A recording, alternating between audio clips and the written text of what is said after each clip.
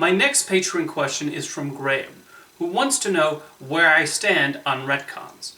What are your thoughts on retcons? Are they a good or bad aspect of storytelling? Can you think of any examples of retcons that have worked well?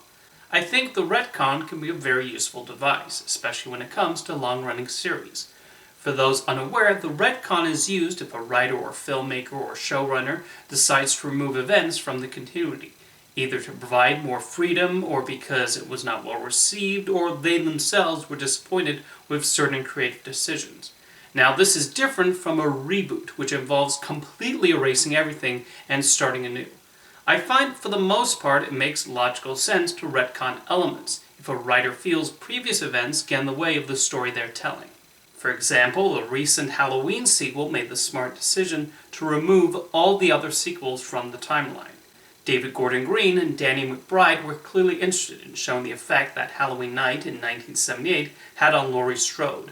They wanted to portray the trauma and fear that Laurie still has about Michael Myers being out there. This also included erasing Halloween 2, which killed off Michael, and also revealed Michael and Laurie are siblings.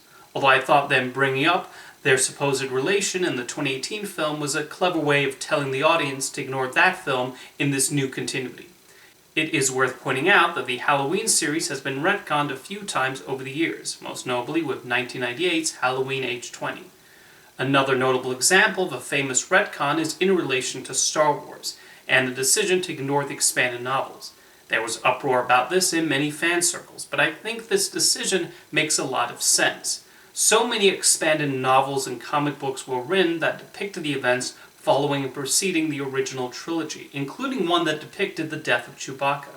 To expect the filmmakers to keep them canon would have given them little leeway in how they chose to make the movies. Even George Lucas acknowledged that he paid little attention to the Star Wars books when plotting things out in the prequels and the Clone Wars television series, and the most he tried to do was avoid reusing names. One also has to consider that most of the larger movie-going audience, the ones who helped Force Awakens gross $2 billion, have no familiarity with the novels. There's also Superman Returns, which takes place in the same continuity as the Christopher Reeve movies, but ignores Superman 3 and 4, which is understandable as Bryan Singer specifically wanted to pay homage to the films directed by Richard Donner. I also applaud this decision as it's probably for the best Nuclear Man does not exist in this universe. However, it does not entirely explain why, despite taking place 5 years after Superman 2, everyone has modern technology, and Lois Lane has somehow become younger, although that's more of a result of casting Kate Bosworth. I mean, come on, Parker Posey was right there. The Planet of the Apes series also had to retcon things when the new prequels were produced. Some of the earlier films already revealed how the apes took over, including involving time travel, and so the filmmakers decided to ignore those so they can mount their own origin and reasons for why the future Earth becomes ruled by apes. Wes Ball is set to direct a Planet of the Apes movie taking place in the same timeline as the new film, so it'll be interesting to see where that goes. Speaking of writing new origins, The Lion King 1.5 also retconned Timon and Pumbaa's first meeting as revealed in their eponymous television series.